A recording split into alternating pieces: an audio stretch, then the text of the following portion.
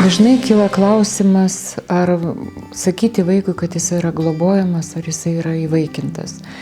Ir kyla klausimai ir mokymų metu, jeigu pasakyti, kodėl pasakyti, dėl kokių priežasčių nesakyti. Tai turbūt labai dažnai remiasi tie klausimai į žmogaus motivaciją, dėl ko aš noriu vaiką įvaikinti arba imti globą. Tai globoje turbūt paprasčiau, nes vaikas patenka į globą jau yra didesnis.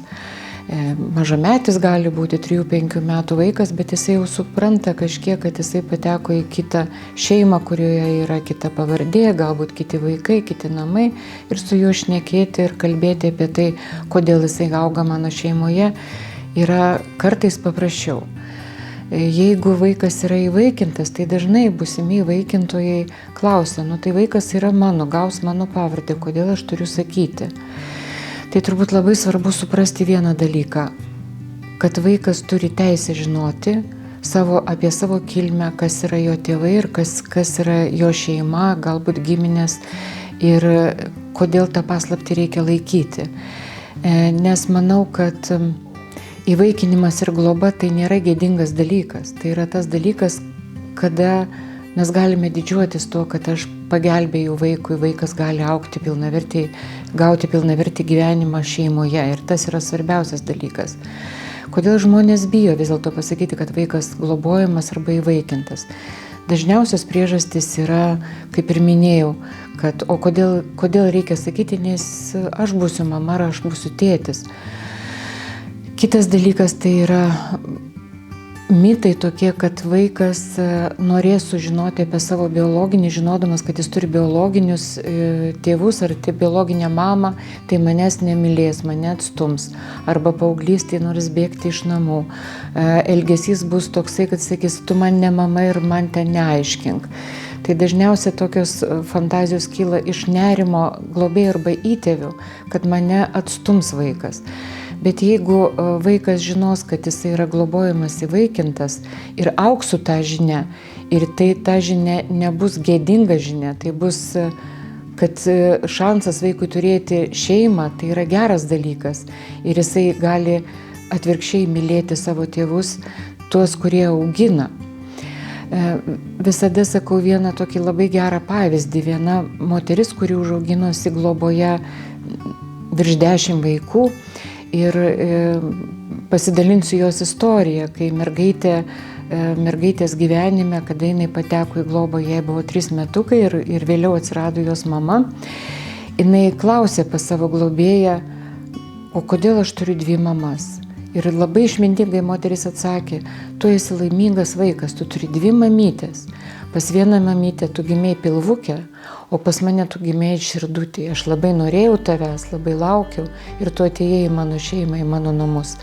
Tai aš manau, kad tai geriausias atsakymas į klausimą, o kodėl vaikas turi žinoti. Jisai turtingas vaikas.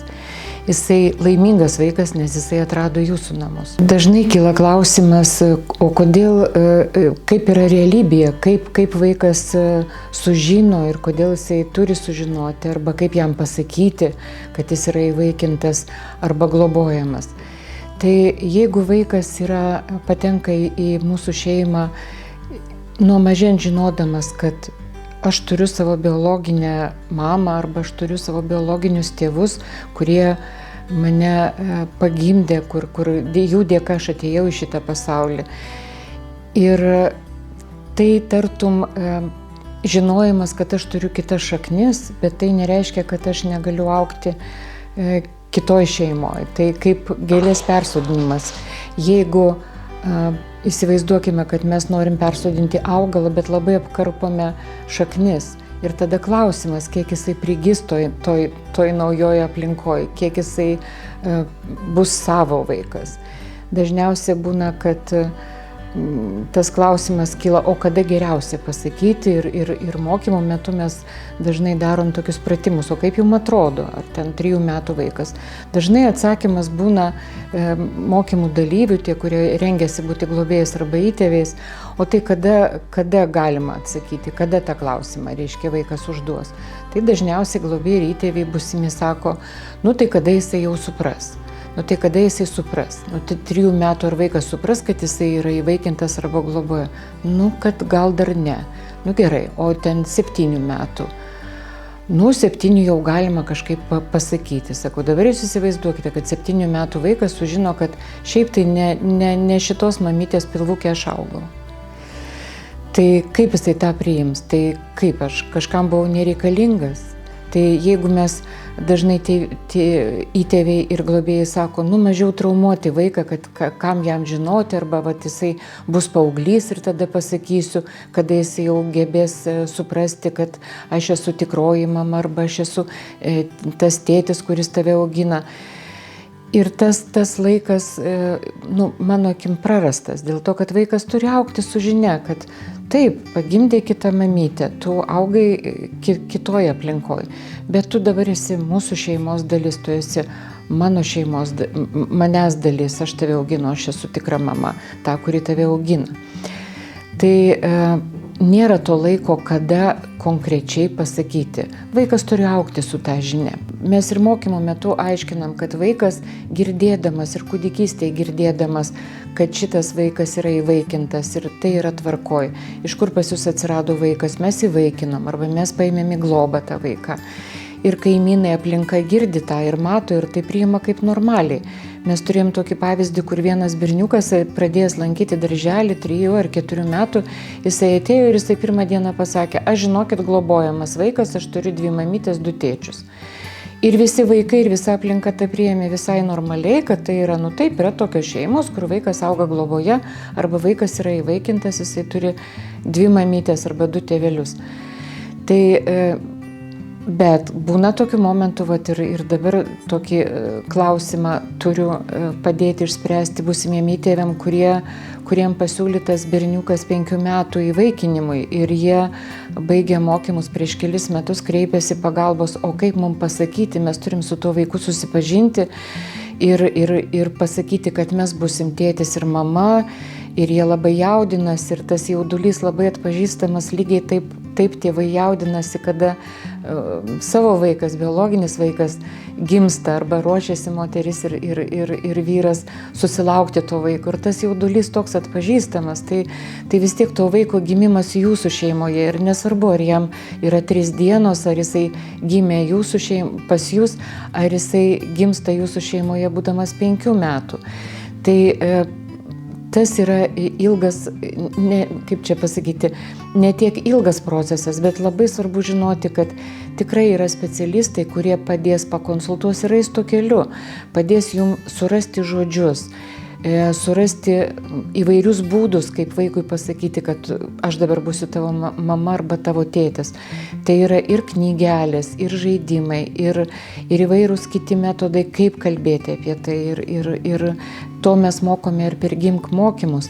Bet tai nereiškia, kad tas gavęs atsakymą mama arba įtėvis po mūsų mokymų visada sako, taip, mes suprantam, kad tikrai vaikui reikia iš pat pradžių žinoti. Bet kažkodėl, kada jau susilaukė to pasiūlymo, kad vaikas ateis į jūsų šeimą ar jūs priimsite, tada kyla labai daug nerimo ir iš to nerimo tada, geriau nesakykim. Bet yra aplinka, yra giminės, yra artimieji, yra kaimynai, yra mokyklos ir darželiai, kur mato, kad jūs susilaukėt vaiko kitų būdų. Tai tą labai svarbu būti pasiruošusiam pačiam, o vaikui tikrai atsiras ir žodžiai, ir metodai, kaip jam pasakyti, kad aš esu, kaip mėgsta pas mus visuomenė sakyti, netikra mama. Tikra mama, tik tai antra mama arba antras tėtis. Tai nereiškia, kad netikras. Nes jeigu einame su ta žinia, kad aš noriu vaikui padėti, man būtų gera savo šeimoje auginti vaiką.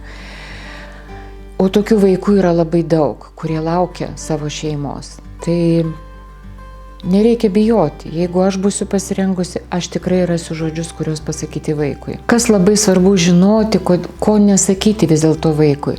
Tai jeigu tai nėra paslaptis ir mes vaikui sakom, kad jisai gimė kitoje šeimoje pas kitą mamą, labai svarbu turbūt turėti tą pozityvų požiūrį į mamą, kuri pagimdė, nes aš turiu būti kaip įmotė arba įtėvis arba globėjas, turiu būti dėkingas tai mamai, kuri į pasaulį paleido mano vaiką, kuris augs mano šeimoje. Tai turbūt vien už tai aš esu dėkinga tai moteriai, kuri neatsisakė to vaiko, jinai jį pagimdė. Tai labai svarbu turėti pozityvų požiūrį į tą moterį arba į tą tėvą, kurie dėl įvairių priežasčių negalėjo auginti savo šeimoje, sako, nenorėjo arba ten negebėjo. Įvairios yra priežastys ir dažnai įtėviai nežino net, dėl kokių priežasčių vaikas pateko į įvaikinamų vaikų sąrašą. Ir vaikas, kadangi tai yra jo šaknis, jo tapatybės dalis, jo savivertės dalis, jisai turi žinoti, kad su manim viskas yra tvarkoj. Šita mama negalėjo manęs auginti, bet aš esu laimingas, mane kita mama augina, kitoje šeimoje aš augu, kitose namuose. Ir tas pozityvus matymas biologinių tėvų duoda labai stiprybę ir vaikui, nors tai nebūtinai sakyti, bet nesakyti, kad ten tave pametė arba tu buvai nereikalingas. Net jeigu mes tokių žodžių nevartojam, kad dažnai sako, bet aš niekad nesakiau, bet vaikas jaučia. Ir mes niekada nefiltruojame ir nesugebame filtruoti visko, ko mes kalbame. Kažkam pasakai frazę, kažkam telefonu, kažkur atrodo vaikas žaidžia ir negirdi ir sakau, žinai, ten tokia mama buvo, negalėjo auginti, tai pas mane tas globojamas vaikas dabar auga, tai jam dabar tai viskas gerai, aš viską jam suteiksiu. Vaikas tą girdi ir vaikas jaučia iš jūsų, o kaip yra su mano mama, o kodėl neaugino, o kas yra. Ir dažnai įtėviai ir globėjai bijo to klausimo, o kodėl manęs neaugino. Ir mes labai daug apie tai ir mokymuose kalbame, kodėl neaugino, kaip vaikui pasakyti. Dar vienas labai svarbus dalykas, ką norėčiau akcentuoti, kad dažnai įvaikinimui kreipiasi žmonės, poros, kurie nesusilaukė savo vaikų, negalėjo susilaukti dėl nevaisingumo ir kitų sveikatos priežasčių. Ir jeigu tas motyvas yra, kad aš įvaikinsiu vaiką ir jisai atstos mano vaiką, kurio aš nesusilaukiau, tai sąmoningai mes suprantam, kad taip yra. Bet vaikas nėra įrankis ištaisyti arba kompensuoti mano nevaisingumą. Vaikas nėra įrankis būti mano vaiku. Tai ne mano vaikas, taip, bet tas vaikas mano kaip mamos, kuri augina tą vaiką.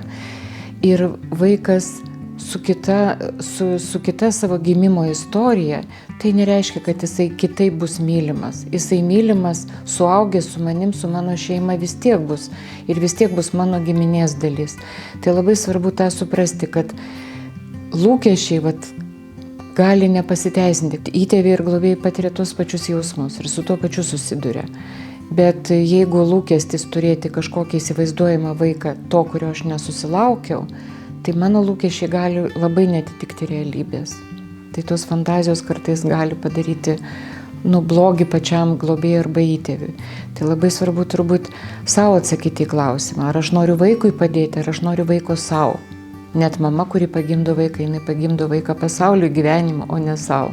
Vaikas vis tiek išaugs ir išskrys. Noriu dar pasakyti, kad Lietuvoje tikrai yra 1000 vaikų, kurie laukia savo šeimos ir įvairaus amžiaus. Ir turbūt labai svarbu savo atsakyti į klausimą, ar aš šitam gyvenime noriu gerą darbą padaryti, ar aš noriu padėti bent vienam vaikui užaugti šeimoje.